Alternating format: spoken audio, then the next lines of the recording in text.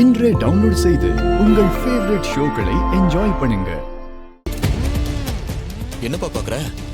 இல்ல உண்மையாவே ஆக்சிடென்ட் ஆச்சா இல்ல பர்பஸ் அப்படி யாராவது பண்ணாங்களான்னு பாக்குறேன்.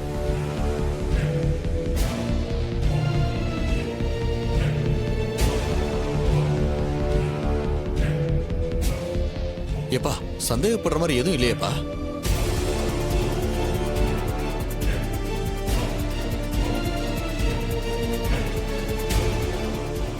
இங்க எங்கே செக்யூரிட்டி கேமராவும் இல்ல.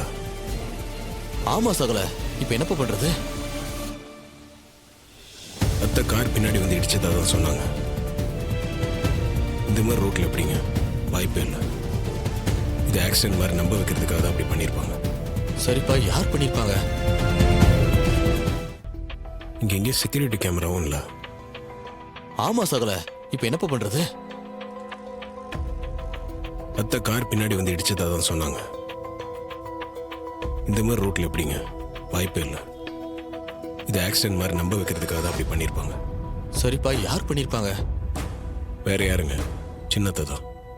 சிவனாண்டிக்கு ஃபோன் பண்ணியோ இல்லை மெசேஜ் பண்ணியோ விஷயத்த சொல்லியிருப்பாங்க. அந்த ஆள் தான் ஆளை வச்சு இதை செஞ்சிருப்பாரு. கரெக்ட் சகல, ஆனா ஒரு விஷயம் இடிக்குதேப்பா. என்ன? கார்ல சின்னத்தையும் தானே இருந்தாங்க. அவங்க இருக்கும்போது இவங்க எப்படி ஆக்சிடென்ட் பண்ணுவாங்க? அவங்க நோக்கம் பெருசா ஆக்சிடென்ட் பண்ணணுன்றது இல்லைங்க. அத்தை உயிருக்கு ஆபத்துன்னு நம்மளை நம்ப தாங்க வைக்கணும். அதுக்கு யாராவது வண்டியை இடிச்சுட்டு போனாலே போதுங்க. நீ சொல்றதாப்பா நடந்திருக்கும். ஆனா அதை எப்படிப்பா ப்ரூவ் பண்றது? நமக்கு எந்த எவிடன்ஸும் கிடைக்கலையே.